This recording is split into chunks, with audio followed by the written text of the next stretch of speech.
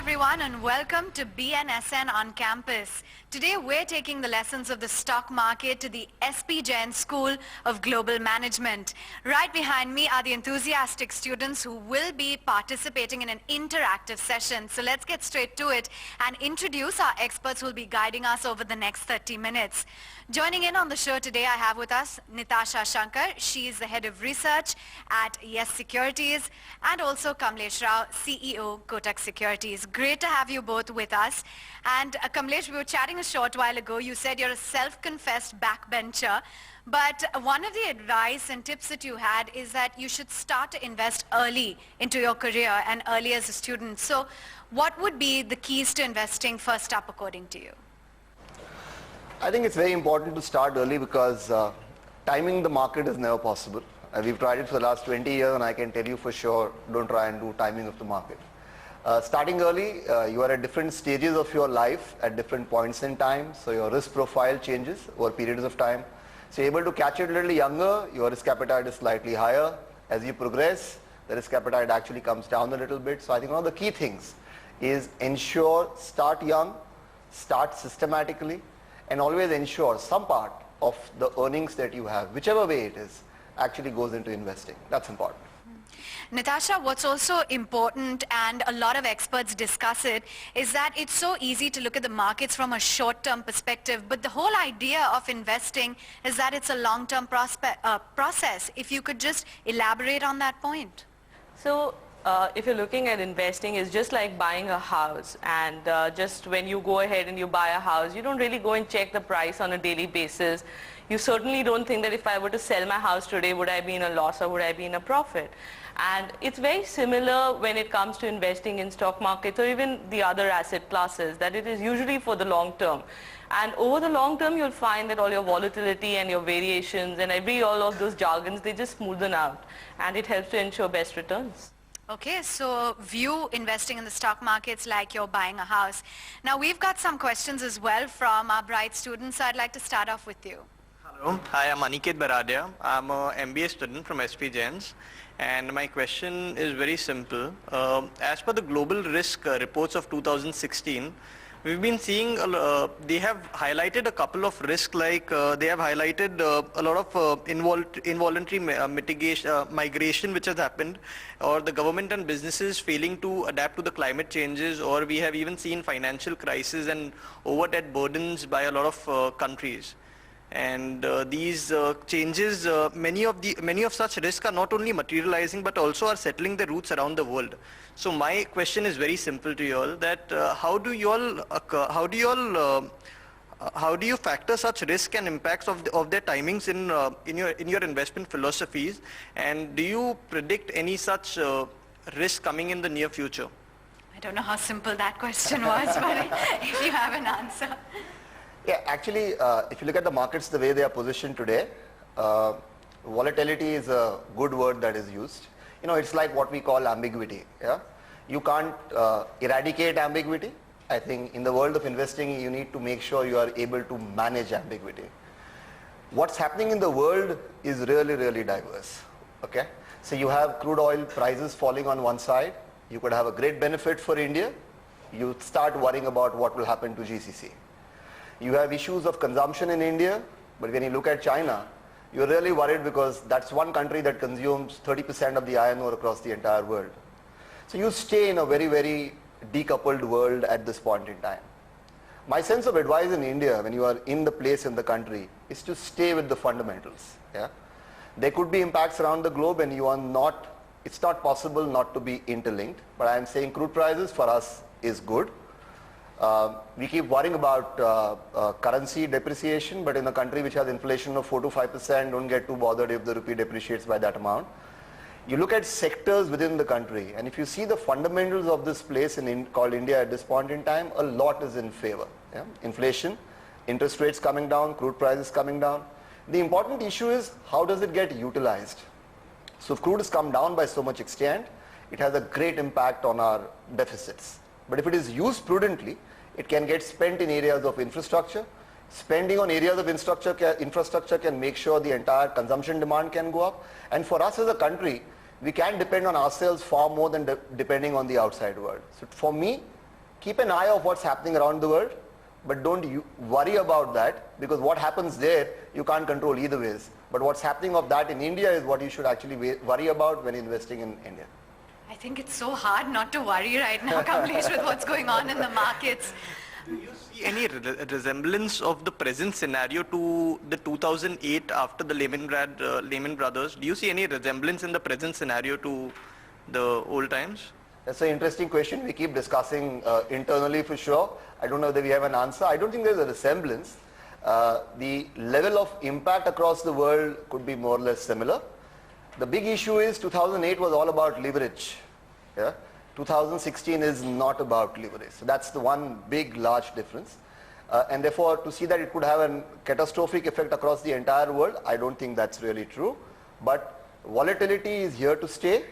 We still feel that there is still the worst in the market may still be there to some extent. So not as bad as 2008, but not as hunky-dory as we thought in 2015 for sure. I have a simple question, I promise. Natasha, take us through, some specific do's and don'ts for first-time investors. So it's very important not to get carried away by news channels and the news media, because what happens is that they like to, it's their job to report every single thing, and it's very easy to get lost in all of it and probably overplay every factor. So that's point one.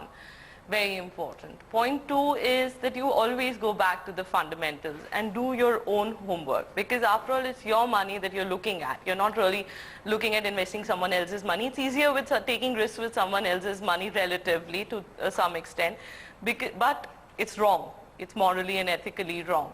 So it's essential to do your own homework. Keep your eyes and ears open. Keep your eyes and ears open as to what's happening around you.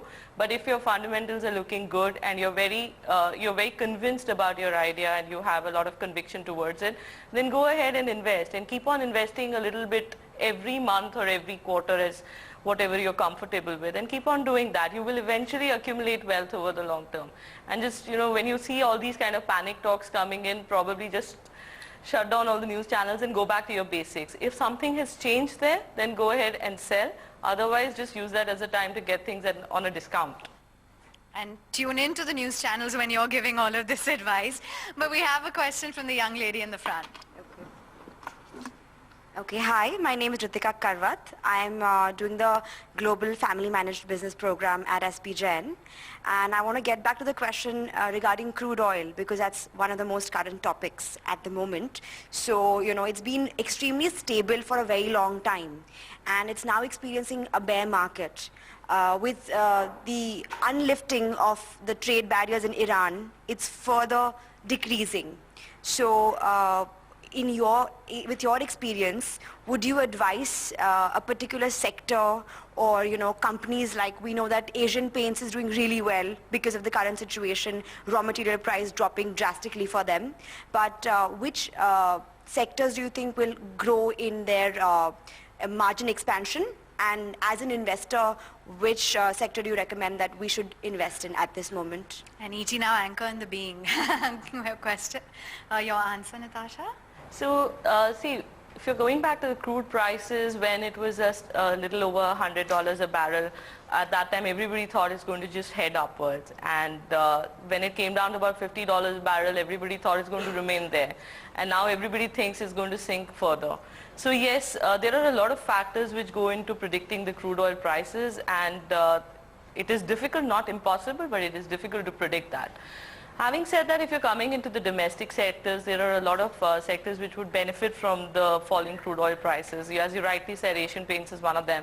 So anywhere where crude is a raw material, and when it comes into the expense side, so there is a direct benefit that comes into that company because they're able to do that. But if you have to pass on the benefit, then you would not really enjoy it to that extent. So that is something that you really need to look into. Airlines is a sector which is a consumer of crude, and things have been quite bad with them for a while now because of competition, and most of their costs are essentially structurally fixed in nature, but that's a sector which would certainly benefit from the falling crude oil prices. Having said that, they also tend to they tend to enjoy operational leverage. So whenever unless and until there is a growth on their top line, you're not going to see the margin expansion coming in, but they certainly benefit from it. And other sectors like paints and varnishes, that's another area that benefits. Okay, crude's been a big headline. We've been talking recently as well as to how the prices are lower now than a bottle of water as well, but let's get in the next question going. Hi, my name is Devanshu Gaur and I'm doing global business management from SP Jain. Whenever I talk to my parents about stock market, they often refer it as a gamble. And it's very disappointing for me being a BBA student to suppress my enthusiasm like that. So why do they refer stock market as a gamble? I'm so glad he's asked that question because, I mean, a lot of people never acknowledge when they lose money. They're only telling you when they win, but there is that dark side to the markets. Any advice that you may have? Actually, the sad part about the Indian market, if you look at it and split it to say the volumes in the Indian market, which is say roughly about 2 lakh crores on a daily basis, actually comes only out of cash market at 20,000 and FNO at about 1,80,000. If you break up the 1,80,000 of the FNO market, it's about 1,50,000 on options, which is the Nifty, and 30,000 is on FNO. So the real thing that you buy on which there is underlying in cash is actually only about 10% of the entire market. The worry in the market, like somebody asked what's the method of investing, I think very important that a lot of people don't buy a wrong product. Actually, there is a huge mismatch between their risk profile and the product that you are buying. So people often worry about a wrong product bought. There's nothing called a wrong product, okay? Options have their own fundamentals, but only if you understand. I mean, at 1,50,000 crore volume every day on the options market, I can tell you for sure that 70% of the guys who come in don't understand that market at all. And they lose money, and when you lose money, it always sounds like a gamble, okay? So if you are in the right place, if you invest in what you understand, and consumers, I often tell them as part of their allocation, that if you invest in something that you understand, it'll always be not a gamble. But if you want to invest in something which sounds exotic, sounds very good, sounds about making money quick and fast, and then you lose, it always sounds like a gamble. Yep, so bottom line is to do your homework as well before you invest in the stock markets. We've got lots of questions coming up from the young students at SP Jain, so stay with us. We're taking a quick break and we'll be right back. Welcome back. Still tuned in to BNSN on campus. We're at the SP Jain School of Global Management in conversation with Nitasha Shankar as well as Kamlesh Rao. And I'd like to ask you both, because you've been veterans in the stock market so far, there's been so much advice, so many gurus to look up to. Any memorable quotes, anything that you would like to outline for our students here?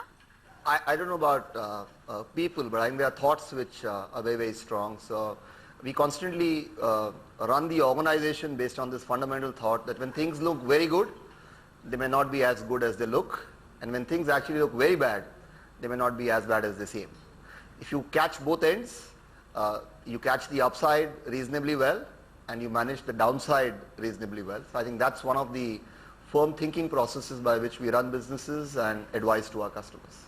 Natasha, any memorable quotes or? I think the bottom line in everything that we're doing at our organization is that price is what you pay and value is what you get. Because unless and until the value justifies the price that you're paying for any asset class, it could be equities, it could be debt, it could be mutual funds, it could be anything.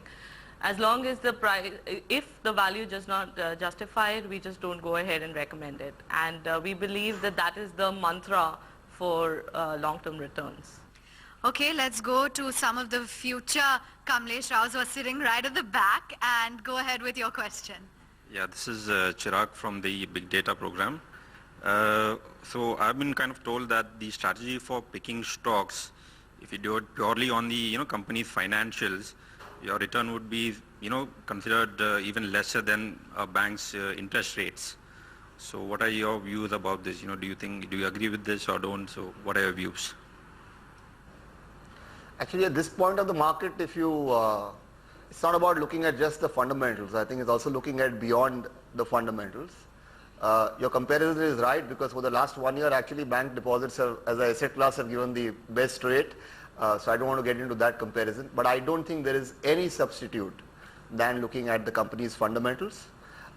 Today, what companies are doing well are the ones who have not very large leveraged balance sheets. Debt is a large problem. Imagine somebody sitting on cash at this point of time. I mean, every stock looks like from its highs is about 30% to 40% off. So cash is king, and that essentially comes out of companies which manage their fundamentals very well. I don't think there's any substitute to fundamentals of companies, and that's the way it should be in investing. Just wanted to get in a quick perspective as to what exactly the understanding right now is, Natasha. Everything is gloom and doom wherever you turn, but some experts, allude to the fact that at least India is standing out among some of the other emerging markets in light of our growth. Is it a good time to invest right now? What's the outlook for 2016? So this is a perfect time to invest because as I said earlier, fundamentally we are in a good position. India is better off as compared to the other emerging markets and the other global markets as such. So you have inflation that's coming down, you have interest rates that are coming down, you have a government who is spending towards infrastructure, who is spending towards ports, railways, everything that is literally forms the backbone of the economy. So the chances of economic growth coming back, or rather the probability, is very high, and the probability to increasingly improve the growth is also very high. As compared to the rest of the world where commodity prices being low, they do not have that kind of export kind of growth coming in. The domestic consumption story is bad. So on and so forth, they all have their individual problems, and that's going to continue for a while. So fundamentally, India is in a very good position. It's just a matter of time as to when investments would come back and when the cycle is going to turn for the positive, even for the corporate earnings. So this is the time to buy. Yes, it takes a little time for things to happen. They don't happen overnight. Steps are being taken, measures are being taken in order to boost that growth. It doesn't really happen overnight. So you have to wait and watch as to when that happens, but this is the time to buy. And patience is a virtue, but I think you should note down that point that this is a time to buy. And let's get our next question going then. Hi, Kamlesh and Natasha. It's great having you on the campus. My name is Tathagat Das Sharma, and I'm from the Executive MBA batch. So let me tell you two scenarios, two customers, who are always there on the market. One is an IT sector. Being from the IT sector, I know half of the times guys are not coding, they are on the stock market channel. And the second is, of course, someone who is retiring. My aunt who is retiring from her work and she wants to get into the stock market. So the question to both of you is, are we doing enough as an industry to generate that awareness or that education to get these guys on board and do good investment? We do that every day of our lives. Yeah, so are we doing that? It's a conscious question. With all the wolves on the street, are we doing enough as an industry to generate that awareness? And would you like to have more of us investing in the market, or would you just bank on someone like a big investor investing in a security firms? So we constantly have this worry that finally for a market that you want to grow, if it has only 2 crore demat accounts, but fundamentally for being in the direct equity market you need to have a demat account. That number is just about 2 crores. 52% of them are active, 48% are inactive, so that brings it down to just about 1 crore. We've been pushing Jan Dhan Yojana, saying if it happened to the world of banking accounts, something similar should happen to the world of demat accounts. Coming back to your question, I think the whole world of SIP, it is systematic investment plans that you have. And for your aunt, and that's the best way to enter the market. I don't know whether it is direct, but through the equity mutual funds. Though I constantly worry whether as you grow in age, your risk profile should start becoming more aggressive, because all your responsibilities are over and so on and so forth. So we see a lot of people at the higher age bracket want to go back to fixed deposits and mutual funds, whereas our belief is that's the point that you should start getting more allocation towards equity. But on the IT side, when you are younger, like I said, you have risk appetite. And therefore it always makes sense to get into the market. And today, everything that you want to do, whether it's information, and I don't say electronic media, whatever you want is available on the net. I mean, and you don't even need to have a laptop for that these days, because everything is available on mobile. That's the destination device everything is moving to. For example, at our place, we don't even think about whether should I go to tier 4 cities or tier 5 cities, because I think the mobile will take me to the tier 4 and tier 5 cities either ways. E-com is booming in that area. So everything is available. I think you got to use information well. Don't worry about personalized information. Research is available today in multilingual languages, available on the mobile, and therefore make the best use of it. What about you? Hi, I'm Malhar Dhruva, and I'm doing my BBA course over here as well. So you mentioned that today's environment is very volatile and ambiguous. So one question that all of us would like to know is, would like to get answered is, how do you measure the systematic risk before investing into a stock? Yeah, like I said, fundamental evaluation is always very important. And once you look at the fundamental of a firm, it's far easier than to look at the category it belongs to. So if you're looking at one particular firm, then it becomes easier to compare peers. Once you compare the peers, you're able to find the better guys in that sector and in that market. But if you're getting into specific sectors, then it's important to have an evaluation. For example, if you're looking at IT today, then we would have a positive bias on IT because a lot of the IT consumption happens overseas. That's a large part of a market. If US and UK are doing well. So you start with the overall global scenario for the industry in particular, get down to the companies that you want to look for, look at the peer group, and that is where you try and pick up the better guys from the block. Okay, we're winding it down, so let's get in our last question of this session. I'm Aditya Sood and I'm doing BBA in SP Jain. I'm a young investor and really enthusiastic about it to start investing in this market. I've heard people invest in fallen stocks and I was very curious to know, is it really wise to invest in fallen stocks? And how do you really come to know, how do you judge that, okay, this stock is fallen but it will rise in the future? Oh, if we could only answer that question, we wouldn't be here today. But I think I'd like to add to his question is that a lot of people are saying now some of those blue chip stocks that are at very juicy levels. What's the view when it comes to that? I don't think there's anything called falling stocks, okay? So you start at a particular point of time, first you want to buy a stock. And when you're sure about that stock and you're sure about the fundamentals of that stock and the sector it belongs to, then don't bother if it falls. If it falls, then there's an opportunity to keep buying, yeah? Your starting process can't be based on falling stocks. Your starting process has to be based on the stock that you buy. And if you're sure that's the right stock to buy, please keep buying it when it keeps falling.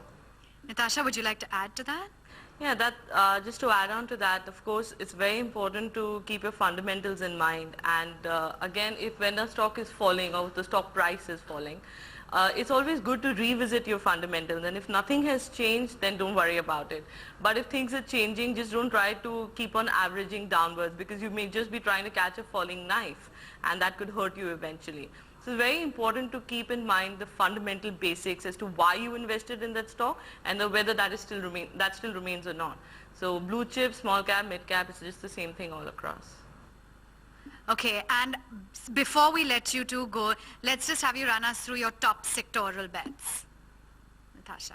So our top sectoral bets right now, of course, is infrastructure with the way there's a lot of investment being done and most of the companies are well poised to capitalize on that growth. So that's a sector we are very positive on. Again, riding on the way the economy is expected to turn around and with the improving consumer sentiment, we're also very bullish on the auto and auto ancillary stocks because that's the first one to start riding out whenever the economic cycle turns around. And always prudent to have IT stocks in your portfolio. That's another area which we are quite bullish on in addition to the other two. Kamlesh, what's on the list? She stole my answer. So all of the same sectors? Yeah, infra, auto, the only thing would be financial services because that's the other area that will get impacted by drop in the interest rates and that's how things are going to be. I think last on the block would be the consumption story, so the FMCG guys will follow a little later, but I think the frontline ones is what we spoke. Great minds think alike. That's definitely the call today from our experts. We wrap it up on this edition of BNSN on Campus. Hope you enjoyed watching.